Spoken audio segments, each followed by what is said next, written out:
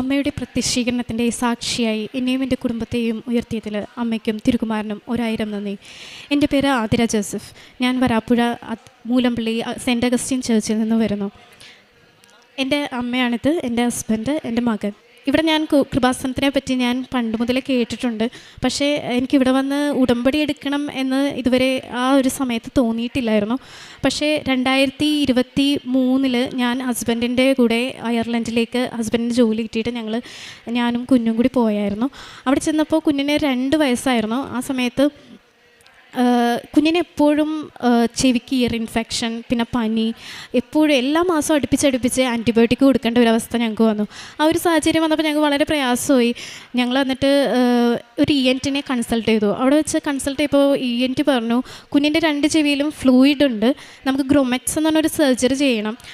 ആ സർജറി ചെയ്താൽ ആ ഫ്ലൂയിഡ് നമുക്ക് എടുത്ത് കളയാൻ പറ്റുള്ളൂ. പിന്നെ അവന് ഒരു ഹിയറിംഗ് ലോസ് വന്നിട്ടുണ്ട്, അപ്പോൾ അവന് ഹിയറിംഗ് എയ്ഡ് വെക്കേണ്ടി വരും. അപ്പോൾ ആ ഒരു 2 വയസ്സ് 2.5 വയസ്സെന്ന് പറഞ്ഞാൽ കുഞ്ഞ് സംസാരിച്ചിരുന്ന കുഞ്ഞ് ഒന്നും കേൾക്കാതായിട്ട് സംസാരം നിന്നുപോയി. കൊച്ചമ്മയെന്ന് വിളിക്കാത്തൊരവസ്ഥയായി മാറി. അപ്പോൾ ആ സമയത്ത് എനിക്ക് എൻ്റെ ഹസ്ബൻഡിന് മാനസികമായിട്ട് ഭയങ്കര ബുദ്ധിമുട്ടായി. അപ്പം ഞങ്ങളുടെ ഒരു റിലേറ്റീവ് ഉണ്ട് അവിടെ. അപ്പോൾ റിലേറ്റീവും ഞാനുമായിട്ട് നോക്ക് എന്ന് പറഞ്ഞൊരു ചേർച്ച് ഉണ്ട് നമുക്ക് അയർലൻഡിൽ.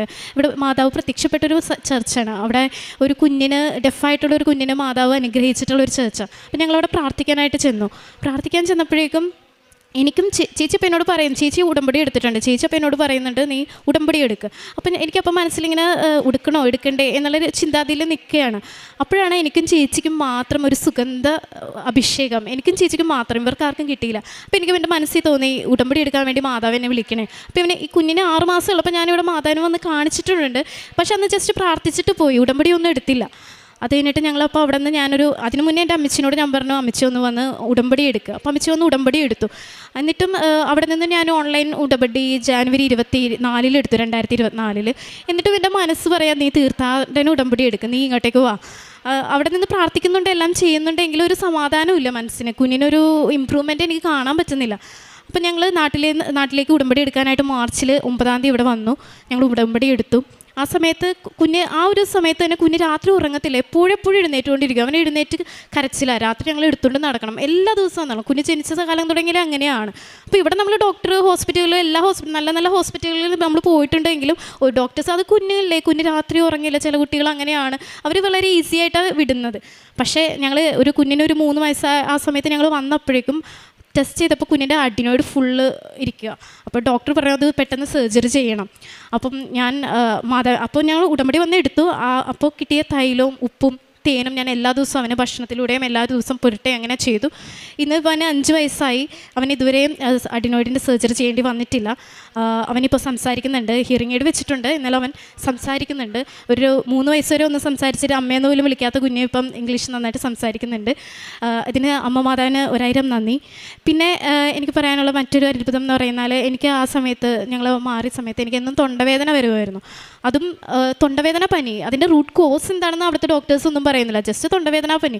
ഇവിടെ വന്ന് തന്നെ ടെസ്റ്റ് ചെയ്തപ്പോൾ ടോൺസിൽ സർജറി ചെയ്യാൻ പറഞ്ഞു. ഇതുപോലെ തന്നെ ഞാൻ മാതാവിൻ്റെ ഉപ്പും തൈലവും എല്ലാ ദിവസവും പുരട്ടി. ഇപ്പോൾ 2 വർഷം ആയി. ഞാൻ സർജറി ഒന്നും ചെയ്യാതെ തന്നെ പോകുന്നുണ്ട് മുന്നോട്ട്. അത് മാതാവിൻ്റെ ഒരു അനുഗ്രഹമാണെന്ന് ഞാൻ വിശ്വസിക്കുന്നു. പിന്നെ ഞാൻ കുഞ്ഞിന് 3 വയസ്സായ സമയത്ത് ഞങ്ങളിവിടെ 5-6 മാസം നിൽക്കേണ്ടി വന്നു. ഹസ്ബൻഡ് പോയി ട്രീറ്റ്മെൻറ്റിനും കാര്യങ്ങൾക്കായിട്ട് ഞാൻ 5-6 മാസം ഇവിടെ നിന്നു. ഇവിടെ നിന്ന സമയത്ത് ഞാൻ എന്താ ചെയ്തതെന്ന് വെച്ചാൽ, ഞാൻ ടീച്ചറായിട്ടാണ് ഇവിടെ വർക്ക് ചെയ്തിരുന്നത് നാട്ടിൽ. ആ സമയത്ത് ഞാൻ അയർലൻഡിൽ ടീച്ചറാകാൻ വേണ്ടി ഒരു രജിസ്ട്രേഷന് വേണ്ടി അപ്ലൈ ചെയ്തു. ആ സമയത്ത് അപ്ലൈ ചെയ്ത് ഞാൻ ഇതിൻ്റെ ഇടയിൽ ഈ 5-6 മാസത്തിനിടെ 3 പ്രാവശ്യം കൃപാസനം വന്ന് വിസിറ്റ് ചെയ്തു. അപ്പോൾ ഓരോ ദിവസം ഞാൻ തിരിച്ച് വീട്ടിൽ ചെല്ലുമ്പോൾ എനിക്ക് മെയിലിൻ്റെ രൂപത്തിൽ ഫസ്റ്റ് വന്ന് തിരിച്ചു പോയപ്പോൾ എനിക്ക് എൻ്റെ രജിസ്ട്രേഷൻ കിട്ടി. അതൊരു കുറച്ച് നാളത്തെ പ്രോസസ്സാണ്. എന്നാലും ഒരു 5-6 മാസം കഴിഞ്ഞപ്പോഴേക്കാണ് എനിക്കത് കിട്ടിയത്. എന്നാൽ രജിസ്ട്രേഷൻ കിട്ടി. പിറ്റേ പ്രാവശ്യം ഞാൻ വന്നു പോയപ്പോൾ എനിക്ക് ഒരു എക്സാം അവിടുത്തെ എനിക്ക് പാസ്സാക്കാൻ പറ്റി. അതുപോലെ 3-ാമത്തെ പ്രാവശ്യം ഞാൻ വന്ന് തിരിച്ച് വീട്ടിൽ ചെന്നപ്പോൾ എനിക്ക് ഒരു ഇൻ്റർവ്യൂവിനെ അക്സെപ്റ്റ് ചെയ്തു അയർലൻഡിൽ. അപ്പോൾ എനിക്കത് ഭയങ്കര സന്തോഷമായി. കാരണം നമ്മൾ നാട്ടിൽ നിന്ന് നേഴ്സുമാരെ IT-കാരെയൊക്കെ റിക്രൂട്ട് ചെയ്ത് കൊണ്ടുപോകും, പക്ഷേ ടീച്ചർമാരെ എടുക്കൽ വളരെ റെയർ ആയിട്ടുള്ള കാര്യം ഞാൻ ഇതുവരെ കേട്ടിട്ടില്ല. അപ്പോൾ എനിക്ക് അപ്ലൈ ചെയ്തു, എനിക്ക് കിട്ടി. ഞാനപ്പം കിട്ടി 2 മാസം കഴിഞ്ഞ് ഒക്ടോബറിൽ സ്കൂളിൽ അയർലൻഡിൽ ഒരു സെക്കൻഡറി സ്കൂളിൽ ഞാനൊരു മാത്സ് ടീച്ചറായിട്ട് ജോയിൻ ചെയ്തു. അത് ആ ജോലി 2 മാസത്തേക്കാണ് എനിക്ക് കിട്ടിയതെങ്കിലും ആ കിട്ടി 2 മാസം തികയുന്നതിന് മുമ്പ് അടുത്ത സ്കൂളിൽ ഞാൻ ഇൻ്റർവ്യൂ അറ്റൻഡ് ചെയ്ത് എനിക്ക് അടുത്ത സ്കൂളിലും ഒരു ദിവസം പോലും ഞാൻ വീട്ടിലിരിക്കേണ്ടി വന്നില്ല. പിറ്റേ ദിവസം തന്നെ ഞാൻ വേറൊരു സ്കൂളിൽ ജോയിൻ ചെയ്തു, അവിടെയും ടീച്ചറായിട്ട് ജോയിൻ ചെയ്തു.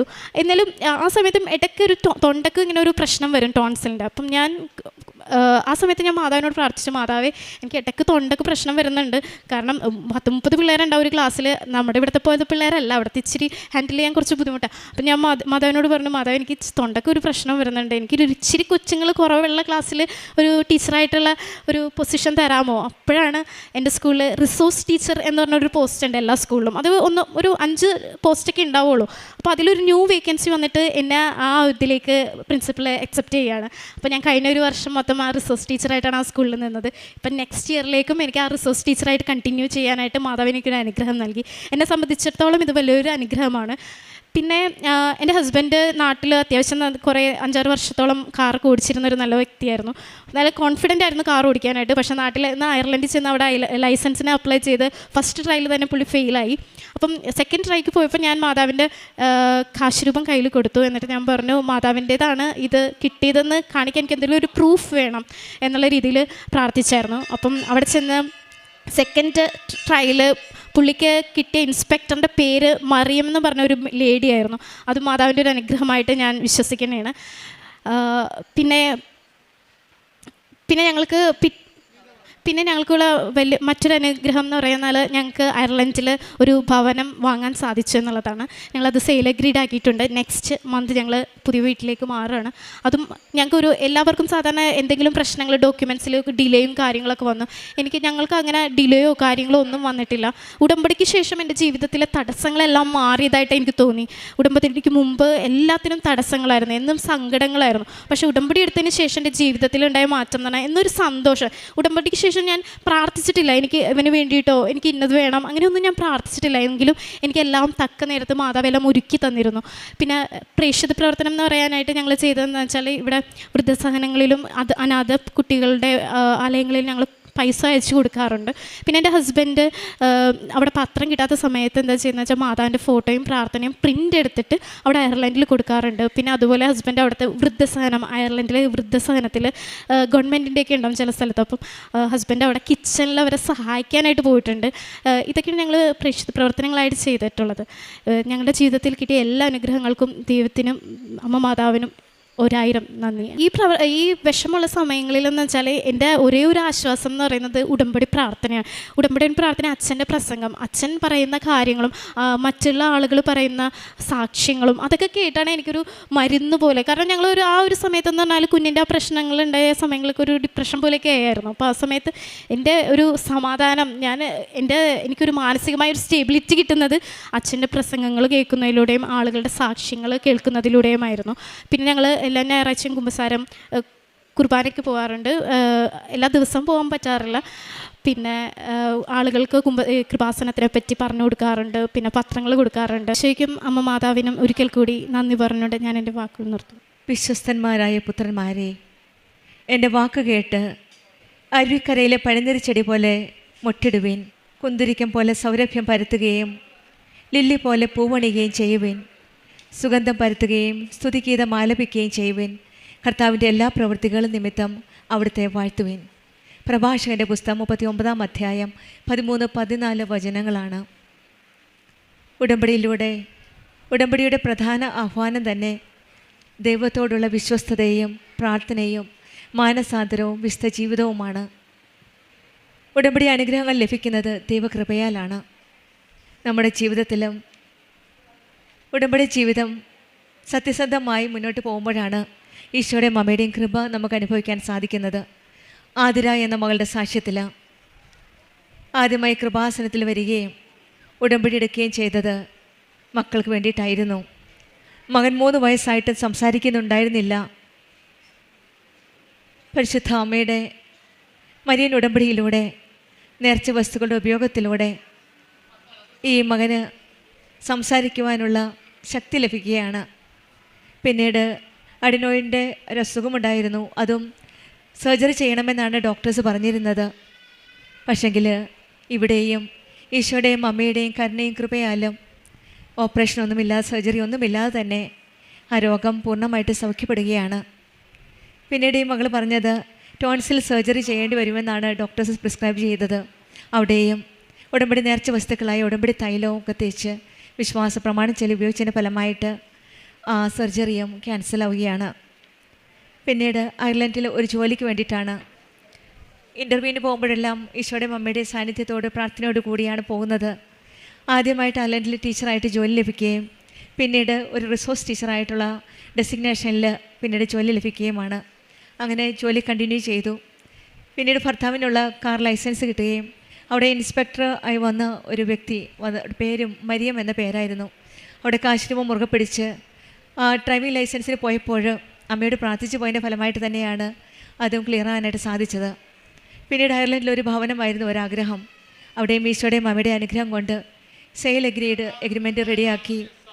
ഈശോയുടെ അമ്മയുടെ കൃപയാലാണ് ഇന്ന് ഈ മക്കൾ പരിശുദ്ധ അമ്മയുടെ സന്നിധിയിൽ അമ്മയ്ക്ക് നന്ദി പറഞ്ഞുകൊണ്ട് അമ്മയുടെ പ്രത്യക്ഷീകരണത്തിൻ്റെ സാക്ഷിയായിട്ട് അമ്മയുടെ അരികിലേക്ക് വന്നിരിക്കുന്നത്. ഈശോയുടെ അമ്മയോടും ചേർന്ന് നിൽക്കുമ്പോൾ നമ്മുടെ ജീവിതത്തിൽ എത്രയെത്ര ബുദ്ധിമുട്ടുകളും പ്രതിസന്ധികളും പ്രശ്നങ്ങളും ഉണ്ടായാലും സങ്കീർത്തനം 30:2 പറയുന്നത് പോലെ എൻ്റെ ദൈവമായ കർത്താവെ ഞാനങ്ങോട്ട് നിലവിളിച്ച് അപേക്ഷിച്ചു, അവിടുന്ന് എന്നെ സുഖപ്പെടുത്തുകയും ചെയ്തു എന്നാണ് ഈ മക്കളുടെ ജീവിതത്തിൽ ഉടമ്പടിയിലൂടെ നിയോഗം സമർപ്പിച്ച് പ്രാർത്ഥിച്ചതിൻ്റെ ഫലമായിട്ടാണ് ആ രോഗങ്ങളിൽ നിന്ന് രോഗസൗഖ്യം ലഭിച്ച് ഈശോയും അമ്മയും ഈ മക്കളെ ഇന്ന് അമ്മയുടെ സാക്ഷികളാക്കി തീർത്തത്. കൃപാസനം അമ്മ ഈശോയുടെ സന്നിധിയിലേക്ക് നമ്മെ നയിക്കുന്ന ഒരമ്മയാണ്. നമ്മൾക്ക് നിലവിളിയോടെ കണ്ണീരോടെ അമ്മയുടെ ആലയത്തിൽ വന്ന് ഈ പുണ്യഭൂമിയിൽ വന്ന് കണ്ണീരോടെ പ്രാർത്ഥിക്കുമ്പോൾ നമ്മുടെ പ്രാർത്ഥന കേൾക്കുന്ന ആ ദൈവത്തിൻ്റെ കരങ്ങളിലേക്കാണ് കൃപാസനം അമ്മ നമ്മെ കരം പിടിച്ച് നയിക്കുന്നത്.